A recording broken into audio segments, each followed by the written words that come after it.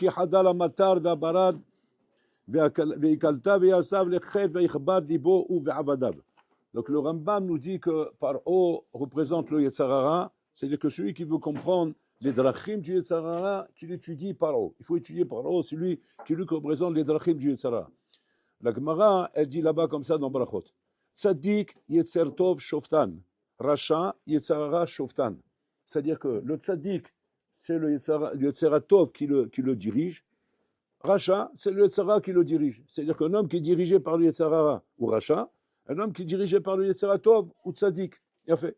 Maintenant, est-ce que ça veut dire quoi? Que le Tzadik ne faute jamais? Non. Un Tzadik Bares Asher Lo Echeta. Un homme, il peut fauter. Il n'y a pas un Racha qui fait des mitzvot. Non, il y a des Rechaim qui font des mitzvot. Donc, des deux côtés, il y a les Kan et les Kan.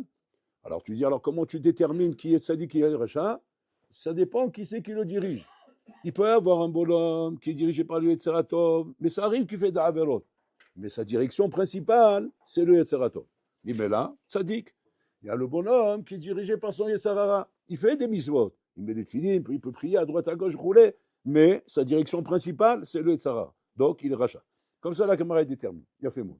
Maintenant, il est très difficile d'arriver à bien comprendre ces choses-là. Comment ça marche sur le terrain. Comment sur le terrain on peut voir ça. Alors, on va étudier avec Paro. Rabotai. Et le Chazan nous amène qu'en fait, qu'il y a 3 nekudot. 3 points sur lesquels un homme peut d'abord déterminer s'il est dirigé par son Yetzer Hara ou dirigé par son Yetzer Tov. C'est-à-dire qu'il est impossible uniquement de se contenter, Rabotai, d'une appréciation comme ça globale, où un homme il va dire, bon, moi je sens que je suis plus vers le mal, ou je sens que je suis plus vers le bien. Non, les Chachamim te disent, Antistakel bakankan et la machieshbo.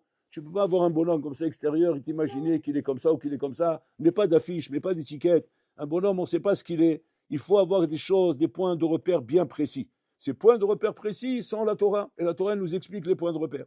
Donc elle nous explique à travers Paro, Kaviachol, comment on va voir à travers lui si c'est un bonhomme qui est dirigé par son Yetzer Hara, serait toi, parce que Paro représente le spécimen du bonhomme dirigé par son Yetzer Hara. Il est dirigé par son Yetzer Hara. Et donc le Chachamim te dit, viens regarde chez Paro. C'est quoi qu'on appelle dirigé par son Yetzer Hara? Paro, on sait qu'au début, quand il a connu Yosef, etc., c'est marqué Vayakom Melech Hadash Misraïm, Asher Lo Yada et Yosef. Mahloket, Rav et Shmuel, est-ce que c'est Melech Hadash ou bien non, c'est Melech Shechidesh et Takzelot Shelo. Bon, on va prendre le pshat de Rav, c'est dire Chidesh Takzelot Shelo, c'est pas un Melech Hadash, simplement il a changé, il a tourné sa veste. Paro, lorsque ses conseillers sont venus le voir, ils ont dit on ne peut pas laisser ce peuple-là, il se multiplie, il est dangereux, il faut faire quelque chose, il faut agir. Il leur dit bande d'abrutis. Vous rigolez ou quoi? C'est grâce à Yosef qu'on a vécu, c'est grâce à Yosef qu'on a sauvé ce pays. Si il a pu faire ça, qu'est-ce qu'on va faire tout cela? Tu rigoles ou quoi? On ne peut pas se battre contre eux. Donc c'est pas la peine de laisser tomber. Donc il leur a fait comprendre qu'il faut laisser tomber. Quand ils ont vu ça, qu'est-ce qu'ils ont fait? Ils l'ont mis en Halem. Ils l'ont détrôné. Comme en Iran, tac, ils l'ont mis dehors. Maintenant qu'ils l'ont mis dehors, il a commencé à se sentir dehors. Et maintenant la tête elle commence à tourner. Attends, je suis dehors. Comment je peux rester dehors? Au bout de 3 mois, il a craqué. Il est revenu, il dit, bon, allez, on fait yeshiva de cabinet, ouais. Qu'est-ce qu'on décide? Alors, qu'est-ce qu'il faut faire? Il faut leur taper dessus, il n'y a pas de problème, je suis là. Il a tourné sa veste. Sur cela, il vient les Balé Moussa, ils expliquent, voilà un exemple de Yetzer Hara Shoftan. Voilà un exemple où tu es dirigé par ton Yetzer Hara. Comment on voit l'exemple ici? Premier exemple. La Gemara dit comme ça. La Gemara dit qu'un homme, un achinami, doit voir un achinami qui le dirige. Comment il se déplace dans la vie. Paro, il a une chita. Quelle est la chita? On a un karatatov. Un karatatov, c'est-à-dire on reconnaît maintenant les biens de Yosef. Donc on ne peut pas trahir un bonhomme, on ne peut pas trahir une moralité qui est un karatatov. On ne peut pas faire une chose pareille. Je suis désolé, je ne suis pas d'accord. Très bien. Qu'est-ce qui se passe après? On le met en chelem, on le remet en question, on le fait tourner. Et le bonhomme, il tourne. Et puis il dit, ah non, vous avez raison. Ça, c'est le premier exemple de Yetzer Hara Shoftan. Quand un bonhomme, Rabotai, il a compris une chose dans la vie. Tu as compris une règle dans la vie, tu as compris quelque chose. Et que cette chose-là doit être pour toi une ligne de conduite. Et que tu ne peux pas t'amuser avec cette ligne de conduite, qu'une fois c'est comme ça, une fois c'est comme ça. Parce que quand un homme joue avec la ligne de conduite, et qu'il commence une fois d'une manière, une fois d'une autre manière, ça prouve qu'il est dirigé par son Yetzer Hara. Ça prouve que c'est son Yetzer Hara qui le dirige.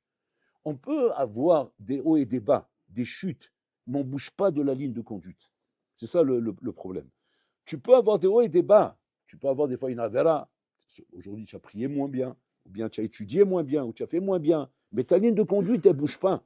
Tu respectes ta ligne de conduite. Ta ligne de conduite, elle ne bouge pas, ça prouve que les Saratov, ils te dirigent. Mais si ta ligne de conduite, elle bouge, et tu es prêt à te retourner, ça prouve que les Sarat, ils te dirigent. C'est ça le premier point. Donc on apprend ici de Paro, il a une chita, sa ligne de conduite a changé, il est prêt à tourner, ça prouve que quoi? Ça prouve que Haz Shalom, il est dirigé par le Yetzara. Donc déjà, c'est un exemple pour nous, dans la vie, de voir maintenant, est-ce qu'on suit bien nos lignes, est-ce qu'on suit bien le délai qu'on s'est donné dans la vie? On a appris quelque chose, on doit suivre ce délai. Maintenant, entre guillemets, quelle est la chose qui va nous motiver à rester dans notre ligne de conduite? Le moussard. Le moussard, il est là pour ça. Un homme qui n'utilise pas de moussard dans la journée, c'est un homme qui est en danger de perdre sa ligne de conduite, de perdre sa chita. Il faut constamment du moussard qui te remet sur les rails. Parce que malheureusement, on vit dans un monde qui nous dérègle très très vite. Très vite, on est déréglé. Très vite, on est mis sur le côté. Donc il faut constamment du moussard pour nous remettre sur la ligne de conduite, pour nous remettre fin sur les mètres et savoir ce qu'on doit faire dans la vie. Ça, c'est le premier point. Donc un homme qui va voir, à travers Paro, parce qu'on apprend de Paro, que je change de chita, et ça en l'occurrence, la personne bien placée pour ça, c'est ta femme. Ta femme a dit, tu changes sans arrêt. Il y en a marre. Une fois comme ça, une fois comme ça. Tu vois pas que tu es en train d'abrutir tes enfants? Tu vois pas que tu es en train de mettre la pagade dans ce foyer-là? Tu vois pas que ça va pas? Maintenant, qu'est-ce qu'il dit le bonhomme? Il dit non, pas du tout. Ça arrive qu'on change, ça arrive qu'on voit différemment, ça arrive que c'est pas toujours la même chose, c'est normal. Dans la vie, on n'est pas des automates, on n'est pas des robots, on n'est pas des trucs. On est des hommes, ça raccole. Et un homme, des fois c'est comme ça, des fois c'est comme ça. Un d'avoir casé. T'amuses pas à dire ces mots-là, ils sont trop dangereux. Tu peux pas parler comme ça. Tu peux pas parler. Tu es un capitaine de bateau, Habibi. Tu es un capitaine de bateau. T'amuses pas avec ça. Joue avec, je sais pas moi, joue avec ton ballon, mais joue pas avec des choses sérieuses comme une famille. Joue pas avec des choses sérieuses comme une femme et des enfants. On s'amuse pas avec ça, Rabotaille. Et là-bas, il faut être uniforme, cohérent, pas un robot. T'as pas dit d'être un robot. Tu peux surprendre ta femme, lui faire des petites blagues, des petites taquineries, des petits trucs à droite, à gauche, rouler, mais pas, comment dire, changer de direction constamment. Tu ne peux pas changer de direction constamment. Donc tu dois faire attention à tes copains, qui tu fréquentes. Parce que tu sais, c'est le clal. Dis-moi qui tu fréquentes, je te dirai qui tu es. C'est-à-dire que quand ta femme être proche maintenant et elle te dit, je te sens pas comme avant, je te sens pas cohérent, je te sens pas sérieux, je te sens pas investi. En fait, ce qui se passe, c'est quoi? C'est que bon, il s'est fait des copains. Il s'est fait des copains. Et ses copains, moi, ils aiment bien faire des petites virées. Des petites virées comme ça. On se retrouve avec copains, on va boire un verre, on va se balader un petit au bistrot, un petit truc comme ça. Et le bon, il rentre un peu plus tard la nuit, etc. Il montre un mauvais exemple. Il se comporte d'une manière qui n'est pas cohérente avec la chita qu'on lui a appris. Il a une chita qu'on lui a appris, on doit être sérieux dans ce qu'on fait. On doit être un exemple, on doit être une dougma. On ne peut pas, Rabotaille, comme ça, changer sans arrêt, Rabotaille, changer sans arrêt de comportement. Et c'est ça le problème, Rabotaille. Le comportement d'un homme, Rabotaille, il doit être exemplaire. Tu es un exemple. Prends pas à la légère tout ça, Rabotaille. C'est pas besoin d'être le gars on adore pour être un exemple. Tu es un exemple dans ton foyer. Dans ton foyer, tu dois être le gars on adore. Tu dois être l'exemple dans ton foyer. Si dans ton foyer, un Shabbat, c'est on chante à table, eh bien, donne l'exemple, chante à table. Maintenant, il dit, j'aime pas chanter. Comment tu veux ressentir la Kedusha Shabbat et comment tu veux transmettre à tes enfants cette Kedusha Shabbat? Comment tes enfants, demain, quand ils vont grandir, ils voudront vivre dans cette atmosphère parce qu'ils l'ont vu dans leur maison. Et quand on voit la maison, alors on continue. Parce que ta femme, elle fait son devoir, elle. C'est quoi son devoir? Couscous boulette. Elle a fait couscous boulette. Maintenant, toi, c'est quoi ton devoir? Chant et divrei Torah. Tu comprends? Sinon, le couscous boulette, il va te mettre 4 sur toi dans le Guéinam. Et tu vas venir soit en Gilgoul dans les grains de couscous, soit en Gilgoul dans les boulettes. Donc c'est une des deux. C'est à toi de choisir. Mais tu ne peux pas t'amuser avec ça. Hein. Tu ne peux pas demander à ta femme de jouer son rôle et toi tu ne joues pas ton rôle. Tu dois jouer ton rôle. Pour cela, il faut du moussa. Du moussa, pourquoi? Parce qu'on chavire, on dévire, on se laisse influencer par des gens à droite, à gauche, des copains, gnanim. Donc il faut constamment du moussa pour se remettre sur la case. Mais là, où tu dois tirer la sonne d'Alam, c'est la première leçon que nous donne Paro, c'est quand tu changes de chita. Quand tu changes de chita, ça veut dire que là, tu es en train de passer le volant au Yetzara. Yetzara Shoftan. C'est un premier symptôme qui montre que le Yetzara, il a pris le volant. C'est-à-dire que tu changes de chita. Que tu fasses des averot, que tu parles la shonara, que tu fasses bitul Torah, que tu marches dans la rue, que tu as un petit peu maté la secrétaire, ou tout comme ça, bon, ça peut arriver. On est des benadam, on n'est pas des malachim, on est des benadam. Mais que tu changes de chita, ça va pas. T'amuses pas avec les choses sérieuses. Tu peux avoir des petits virages comme ça, à droite, à gauche, poulet. Mais là où c'est sérieux, tu t'amuses pas avec ça. Le foyer, c'est sérieux. La maison, c'est sérieux. On joue pas là-bas. On joue pas à la maison. Donc ça, c'est la première leçon. Deuxième leçon. Paro, il voit que les plaies sont en train de se multiplier en Égypte. On se prend des tartes dans tous les sens, ça tape, ça tape, ça tape. Et Paro, on remarque un comportement qui est bizarre. C'est que, au début, c'est marqué, ils sont durcis son cœur. Non, ils ne sortiront pas d'Égypte, et dans leur casé, allez, on met d'Alchélie. C'est agida, puis Tom, la Maca, elle arrive. La Maca, elle arrive. Vous êtes les sadikim, nous on est des Rishaïm, c'est vous qui avez raison, et on a tort, allez, allez, tout le monde sort, vous roulez. Bon, ok, alors on sort. Non, non, non, vous sortez pas. Alors on Maca. Et après on remet une Maca et ça recommence. C'est quoi ça aussi, Rabotaï? Deuxième symptôme. Deuxième symptôme, Rabotaï, qui montre qu'un bonhomme est dans les mains du Nessar. Comment on voit ça? Quand tu as des problèmes dans la vie, ouais, tu te calmes. Les problèmes, ils calment. Ouais, donc tu te calmes. Tu te calmes, tu es gentil, tu viens voir le rave, tu es tout un petit mouton. On marche comme un petit mouton. Comme ça, tu n'entends plus. Il est gentil à la maison, il baisse la tête devant sa femme, il est réglo, ça y est, il parle pas mal, il est bien. Pourquoi il est bien?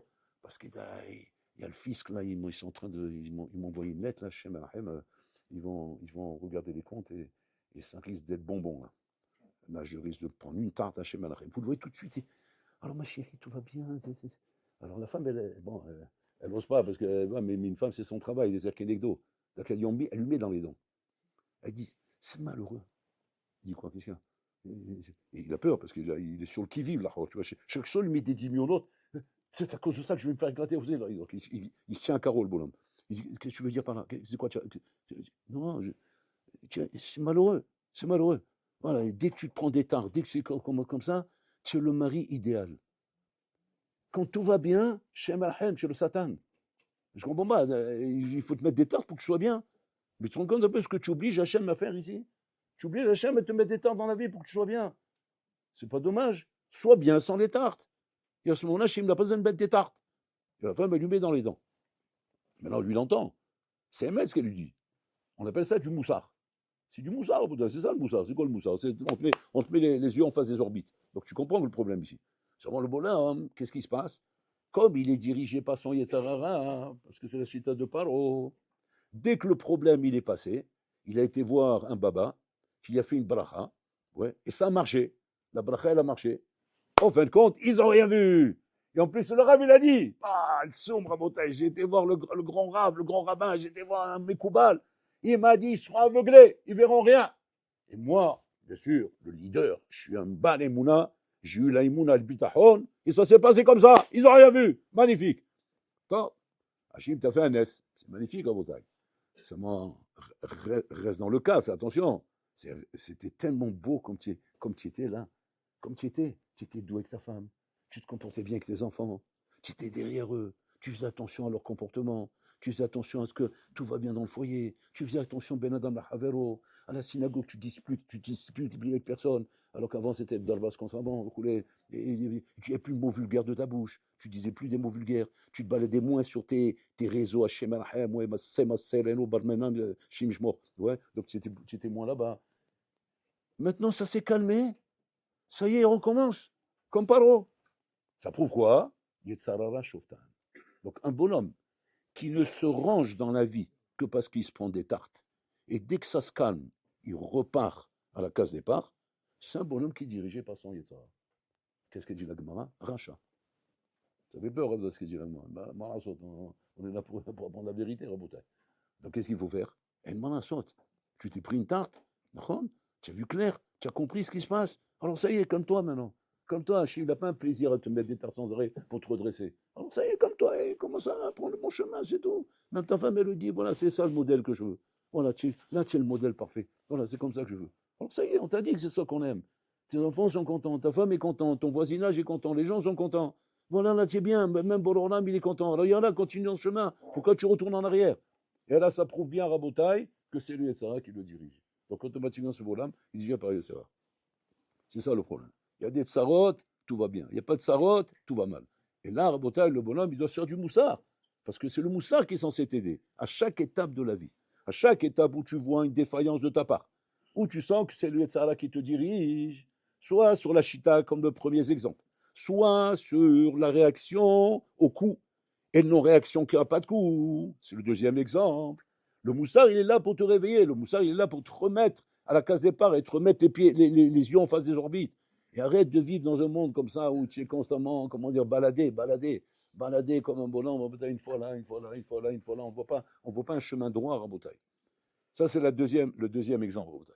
Le troisième exemple, ouais, c'est quand Paro maintenant, au début, parce qu'on me dit comme ça, que les Bnei Israël, quand il y a eu Makat Dam, ils se sont enrichis. Comment ils sont enrichis du Midrash? Parce que les Égyptiens à Botaï ne pouvaient pas boire d'eau. Toute eau qu'ils prenaient, du robinet, de la bouteille d'Évian, de la bouteille de je sais pas quoi, où ils se prenaient de l'eau, ça faisait du sang. Maintenant, il n'y avait qu'un seul cas où ça restait de l'eau, si jamais ils achetaient ça aux Juifs. Le Juif, il avait un verre d'eau dans la main, il lui paye le tarif qu'il lui demande, donc il les assommait, ouais, il prenait, il lui donnait le verre, ça restait un verre d'eau. Mais s'il ne payait pas, ça devenait du sang. Donc ils sont enrichis, les ministres sont enrichis. Paro n'a pas subi Makadam. Il n'y a pas eu Makadam chez Paro. Paro, son robinet sortait de l'eau, il avait sa piscine privée avec de l'eau, il avait son hammam avec de l'eau, il avait son jacuzzi avec de l'eau, tout allait bien là-bas. Franchement, il me demande, mais pourquoi lui, il n'a pas de coup? Il dit, pourquoi? Parce que lui, il a payé bonbon déjà. Où il a payé bonbon? Bah, Habibi, il a éduqué Moshe Rabbeinu. Il a éduqué, il a grandi chez lui à la maison, et ça lui a coûté bonbon, parce que Batia voulait les meilleurs traitements pour lui. Donc il fallait qu'il achète les plus beaux habits, etc. Tout l'argent qu'il a dépensé par haut lui a valu qu'il ne souffre pas de Makadam. Comme il ne souffrait pas de Makadam, donc il ne comprenait pas les cris des Égyptiens. Il était en train de leur dire, mais soyez des hommes! J'en ai marre de crier comme ça, il en marre de se plaindre. C'est quoi ce truc-là? C'est quoi ce peuple-là, ce peuple de pigeons, là? C'est quoi ce peuple de meufs, là, de gonzesses, là? Allez, soyez des hommes, prenez. Bon, les conseillers sont venus, ouais, quand on n'a pas d'épreuves, bien sûr, c'est facile de faire du moussard à l'autre. Et quand on a des épreuves, c'est pas la même chose. Donc ils faisaient le malin comme ça jusqu'au moment où ça y est, on a bien, comment dire, dédommagé par haut. Et là, à ce moment-là, les coups ont commencé à l'atteindre. Et quand les coups ont commencé à l'atteindre, là qu'il a tourné à la Macom. Ça aussi, quand on voit un bonhomme à Botaï dans la vie, qui ne réagit que par rapport à ce qu'il y arrive à lui personnellement, mais qui ne réagit pas par rapport aux coups qui tombent à côté de lui. Parce qu'Akadosh Baruch Hu, il a une anaga. Comment il fait Hachem? Hachem, il commence toujours d'abord par faire tomber les bombes à côté de toi. Il ne fait pas tomber sur toi tout de suite. D'abord, elle tombe à côté de toi. C'est quoi à côté de toi? Le bonhomme, il entend des mauvaises nouvelles, des choses. Des fois, ça touche, comme dit la Gemara. Im echad mina habura nivga, idagu kol habura. Si un du groupe a été touché, tout le groupe doit se soucier. Ça veut dire quoi? Ça veut dire on est arrivim zenazé, on est liés l'un avec l'autre. Donc tu ne peux pas dire maintenant, non, mais ça ne me concerne pas, ça c'est l'égoïsme, ça. Chez l'égoïsme, c'est chacun pour soi. Chez nous, les juifs, c'est pas comme ça. Chez nous, les juifs, un du groupe a été touché, un de la Kihila a été touché, un du voisinage a été touché, un du quartier a été touché, à la Macom, on se pose des questions. Ça veut dire que quoi? C'est que bon, là, des fois, il prend un korban, il envoie une bombe là-bas. Bon, il y a une raison pourquoi il a pris à lui. Mais attention, Hachem, il n'a pas fait ça pour que tu fasses le malin ou le canard, ou que tu ailles faire du moussard de dire, ben voilà! On lui a dit déjà. Ouais, ça n'allait pas. Les bombes, elles tombent pas n'importe où. Voilà. Ben voilà. T'amuses pas à ça. Fais attention. Là, tu joues avec le feu. Pourquoi? Parce que Bololam, il n'a pas fait tomber la bombe là-bas pour que toi, tu fasses le canard. Hachem, il a fait tomber la bombe là-bas pour quoi faire? Pour prendre un korban et que tout le monde fait tchouva. Tout le monde se réveille. C'est ça le but. Et donc, si les gens ne se réveillent pas, eh ben, la bombe, la prochaine fois, elle va tomber sur la tête. C'est comme ça que ça marche en Bouddha. Paro, il fait le malin. La bombe, elle tombe à côté. Maintenant, Paro, il est censé se réveiller. Il est censé se dire, attends, il y a un problème ici. Mais il n'a pas relevé qu'il y a un problème. Pourquoi? Parce que ça ne le touche pas à lui. Quand un homme dans son part à Botaï, qu'il est touché par le problème des autres, c'est un bonhomme qui est dirigé par son Yetzirah à Botaï. Quand tu es dirigé par ton Yetzirah Tov, tu as la sensibilité et tu as la harevut de Israël Zelazé. Et tu sens le problème des autres et tu prends le problème des autres comme un problème personnel. Pourquoi? Parce qu'on est tous ensemble à Botaï. Une fois, Rav Israël Missan Inter, il a commencé à ramasser de l'argent à Botaï pour les pauvres, là-bas en Russie, qui n'avaient pas de quoi se chauffer. Ils n'avaient pas de quoi se chauffer. Donc il fallait ramasser de l'argent pour leur payer une cheminée avec du bois pour qu'ils puissent chauffer. Comme ça, ils chauffaient à l'époque. La cheminée, c'était du bois, ils chauffaient comme ça. Il y en avait qui n'avaient pas. En Russie, ne pas être chauffé, Habibi, c'est la mort. C'est moins 40, moins 50 en Sibérie. Un bonhomme qui n'est pas chauffé, il peut mourir congelé là-bas. Donc il fallait ramasser de l'argent. Qu'est-ce qu'il a fait Rabbi Israël Missionnaire? Il a pris une liste de tous les riches. Il a dit, je vais aller les voir un par un pour qu'ils donnent de l'argent. Il débarque là-bas chez un des premiers riches, là-bas, un bonhomme très lourd, et il a compté lui sortir une grosse somme. Donc il vient le voir. Il tape à la porte, le riche il ouvre la porte. Ah, shalom aleichem, Rabbi, shalom aleichem, qu'est-ce qui me vaut l'honneur de votre visite, etc. Alors il dit, voilà, je fais la démarche, je ramasse de l'argent pour les pauvres qui n'ont pas de quoi se chauffer. Oui, oui, bien sûr, rentrez. Attends, je t'explique 2 secondes.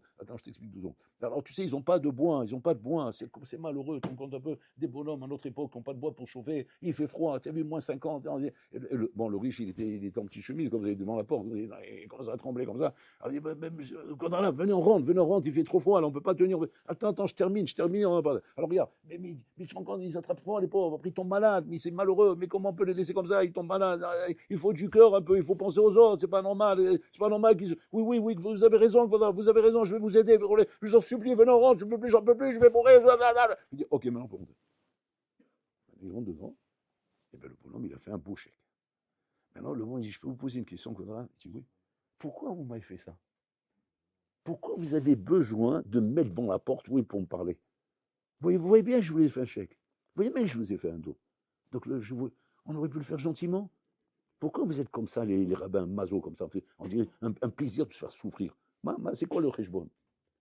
Et le rabbin lui répond, si jamais tu n'es